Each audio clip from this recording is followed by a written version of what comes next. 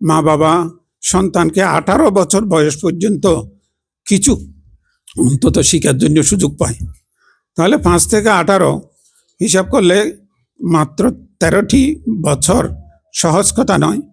13 বছর মা বাবার লাভ করবে এই দেশে যে সন্তানকে কিছু শিখার, কারণ এই পর্যন্ত সন্তান মাতা পিতা নির্ভর থাকবে, মাতা পিতার ঘনিষ্ঠ সম্পর্কে থাকবে। তাহলে এই সময়ে আপনারা কি শিখাবেন? তো আপনারা কিছু যখন শিখাতে চাইবেন বৌদ্ধ মা বাবা হিসেবে, আপনাদেরকে এইগুলো জানতে হবে যে আমাদের বুদ্ধ আমাদেরকে কোন ধরনের ধর্ম বলেছেন। বুদ্ধ বলেছেন সাতুসু আপায়েসু ধারে তিথি ধাম্য। বুদ্ধ বলেছেন মানুষ হিসেবে আমি পরিচয় দিতে গেলে আমার 4টি অধঃপতন রোধ করতে হবে আমার জীবনে।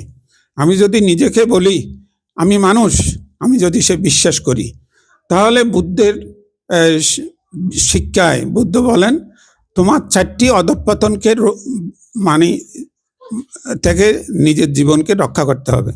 সেই অধঃপতন কি?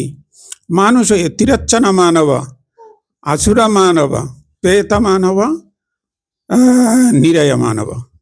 এই 4টি অপায়, এই 4টিকে বলা হয়েছে অপায়, মানে এগুলো পাওয়ার উপযুক্ত নয়। মানুষ হিসেবে এগুলো আমার জীবনে আসা এটা অশোভনীয়। তাহলে আমি যেন মানুষ হয়ে আমি যেন পশু পাখির মতো জীবনযাপন না করি। আমি মানুষ হয়ে, পশু পাখিরা কি করে? পশু পাখিরা সকালবেলা বাসা থেকে চলে যায়, সারাদিন তারা খাদ্য অন্বেষণ করে, সূর্য অস্ত গেলে আবার বাসায় ফিরে আসে, আর কোনো কাজ নাই, কেবল ক্ষুধার তাড়নায় তাদের জীবন অতিবাহিত করতে হয়।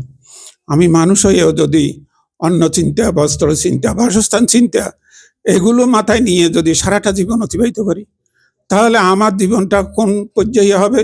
আমার পরিচয় তিরচ্ছনা মানবা, আমি পশু পাখির মতো জীবনযাপন করলাম।